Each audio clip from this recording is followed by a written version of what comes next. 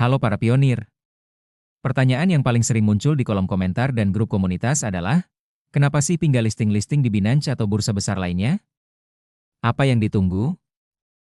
Banyak orang menyalahkan Pi-Core Team atas keterlambatan ini. Tapi hari ini, kita akan mengungkap kebenaran yang pahit. Sebenarnya, bukan Pi yang belum siap untuk bursa, tapi sebagian besar bursa dunia yang belum siap menerima Pi. Bursa tradisional dibangun untuk spekulasi, pump and dump, dan mengejar volume perdagangan cepat.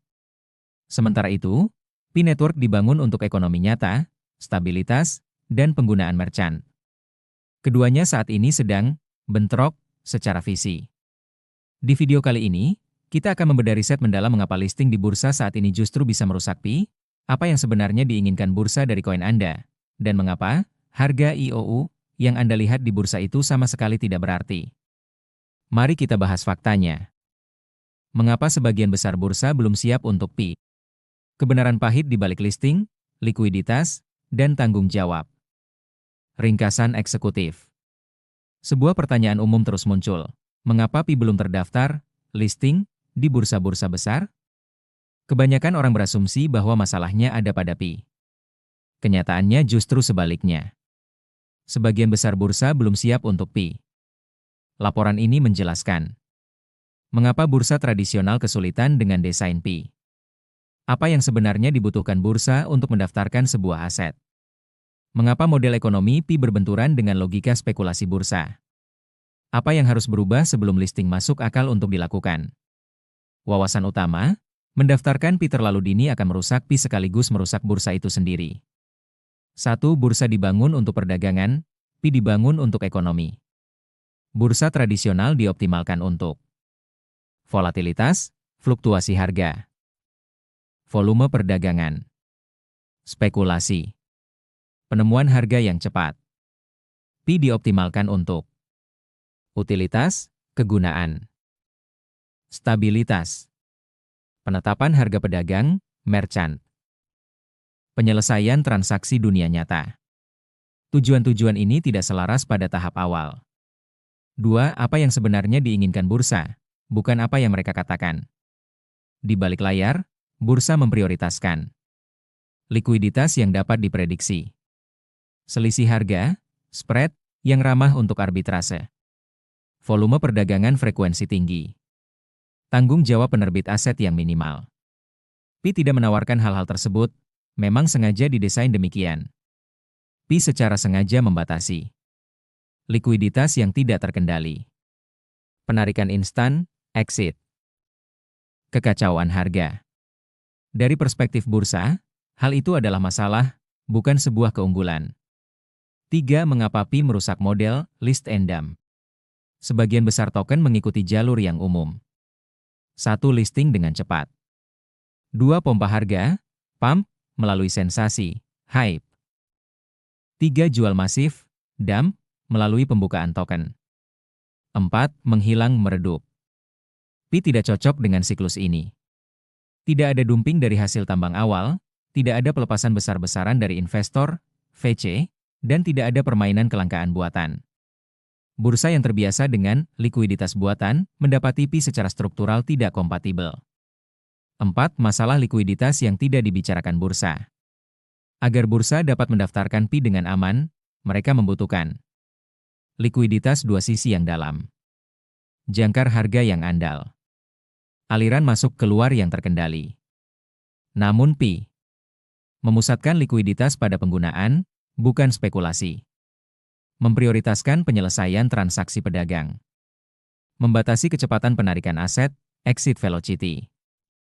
Hal ini membuat Pi tidak liquid secara desain pada tahap awal, secara sengaja. Aset yang tidak liquid berbahaya bagi bursa. 5. Mengapa harga IOU tidak berarti? Beberapa bursa menampilkan IOU Pi. Harga-harga ini tidak didukung oleh likuiditas Pi yang nyata. Tidak dapat ditukarkan. Mencerminkan spekulasi, bukan nilai asli. Mereka tidak memberitahu kita apapun tentang kesiapan ekonomi nyata Pi. Pi-Core Team tidak mengandalkan IOU, karena IOU tidak membangun ekonomi. 6. Liabilitas regulasi, alasan nyata di balik keraguan. Bursa menghadapi tekanan yang meningkat. Kepatuhan AML, anti pencucian uang. Klasifikasi aset. Akuntabilitas penerbit. Pi memperkenalkan basis pengguna nyata, transaksi nyata, dan penyelesaian dunia nyata. Itu berarti tanggung jawab yang nyata. Banyak bursa belum siap untuk menangani aset berbasis utilitas dan mematuhi aturan di berbagai yurisdiksi. 7. Mengapa Pi menuntut lebih banyak dari bursa? Pi mengharuskan bursa untuk menghormati pengaturan kecepatan penarikan, mematuhi kontrol yurisdiksi, berintegrasi dengan pintu masuk keluar, on-off ramps, yang terregulasi, menyesuaikan diri dengan penilaian berbasis utilitas. Ini adalah wilayah yang asing bagi platform yang dibangun di atas kecepatan dan spekulasi. 8. Siapa yang akan listing Pi pertama kali, dan siapa yang tidak? Kemungkinan besar pengadopsi pertama. Bursa yang terregulasi secara ketat. Platform spesifik wilayah tertentu. Operator yang mengutamakan kepatuhan, compliance first. Kecil kemungkinan menjadi pengadopsi awal. Platform yang didorong oleh hype. Bursa dengan leverage tinggi. Platform lepas pantai, offshore, yang tidak teregulasi. Pi tidak mengejar listing. Listinglah yang harus layak untuk mendapatkan Pi. 9. Mengapa Pi belum membutuhkan sebagian besar bursa? Pi sudah memiliki jutaan pengguna. Perdagangan aktif. Pintu masuk, on-ramps, yang terus berkembang. Eksperimen likuiditas internal. Bursa adalah pilihan tambahan, bukan fondasi utama. Ketika Pi listing, itu karena ekosistemnya sudah kuat, penarikan aman, dan regulasi sudah jelas. Bukan karena tekanan. 10. Paradoks, bursa akan sangat menginginkan Pi saat mereka paling tidak dibutuhkan. Pada saat Pi sudah stabil, digunakan secara luas, dan jelas secara hukum, bursa akan berlomba-lomba untuk mendaftarkannya. Namun pada titik itu, Pi tidak lagi bergantung pada mereka. Listing akan bersifat selektif. Syarat-syaratnya akan lebih menguntungkan ekosistem Pi.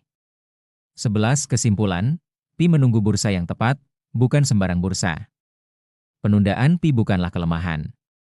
Itu adalah disiplin. Sebagian besar bursa belum siap untuk Pi karena Pi menuntut tanggung jawab, bukan sekadar volume. Ketika listing terjadi, suasananya akan terasa tenang, teregulasi, dan mungkin membosankan. Dan begitulah tepatnya sistem uang yang nyata dilahirkan. Alasan mengapa keduanya saat ini bentrok. 1. Perbedaan definisi, likuiditas. Bagi bursa, likuiditas berarti orang bebas menjual kapan saja dalam jumlah besar. Bagi Pi, jika semua orang menjual secara instan, tanpa ada penggunaan barang jasa, maka nilai Pi akan hancur menjadi nol dalam sekejap. Pi membutuhkan likuiditas yang mengalir dalam ekonomi, bukan likuiditas yang keluar dari sistem. 2. Masalah harga IOU versus harga asli. Bursa sering menampilkan harga IOU yang terlihat tinggi untuk menarik trader. Namun, riset menunjukkan bahwa harga tersebut tidak memiliki jaminan. Jika Pi listing di bursa yang hanya mengejar volume, Pi akan diperlakukan seperti token micin yang dibuang setelah harganya naik tinggi, sehingga merusak reputasi merchant yang sudah menerima Pi. 3. Kesiapan regulasi. Bursa tradisional biasanya menghindari tanggung jawab hukum jika sebuah aset bermasalah. Pi Network, dengan 47 juta pengguna lebih, membawa tanggung jawab hukum yang sangat besar, terkait pencucian uang dan identitas KYC. Banyak bursa belum siap menangani sistem sekompleks Pi yang sudah terintegrasi dengan dunia nyata. Pesan untuk komunitas, kesimpulan analisis. Pi tidak sedang menunggu bursa untuk memberi nilai. Sebaliknya, bursa sedang menunggu Pi menjadi cukup stabil agar mereka bisa mendapatkan keuntungan dari volume perdagangannya. Strategi Pi saat ini adalah 1. Mandiri, tidak bergantung pada bursa untuk bertahan hidup. 2. Selektif, hanya akan bermitra dengan bursa yang patuh hukum dan menghargai nilai utilitas, bukan sekadar spekulasi. 3. Fokus pada merchant, semakin banyak toko yang menerima Pi, semakin kuat nilai Pi, terlepas dari apa yang terjadi di bursa. Jadi, kesimpulannya jelas, penundaan listing Pi bukanlah sebuah kelemahan, melainkan sebuah disiplin. Pi tidak sedang menunggu bursa untuk memberikan nilai atau harga. Justru sebaliknya, bursa-bursa besar itu sebenarnya sedang menunggu Pi menjadi cukup stabil agar mereka bisa mengambil untung dari volume perdagangan kita yang masif. Strategi Pi tetap teguh, mandiri, selektif dalam bermitra, dan fokus penuh pada merchant. Ingatlah pesan ini, semakin banyak toko dan aplikasi yang menerima Pi, semakin kuat nilai koin kita, tidak peduli apapun yang terjadi di bursa eksternal. Jangan terkecoh dengan angka-angka IOU yang tidak bisa dicairkan. Fokuslah membangun utilitas, karena saat Pi benar-benar listing nanti, suasananya tidak akan kacau atau penuh spekulasi, tapi akan terasa tenang dan teregulasi, layaknya sebuah sistem uang yang nyata dilahirkan. Bagaimana menurut Anda? Apakah Anda lebih setuju Pi fokus di merchant dulu atau buru-buru listing? Tulis komentar cerdas Anda di bawah. Jangan lupa like dan share video ini ke grup komunitas kalian agar tidak ada lagi yang termakan harapan palsu IO. Sampai jumpa di informasi berikutnya. Salam pionir.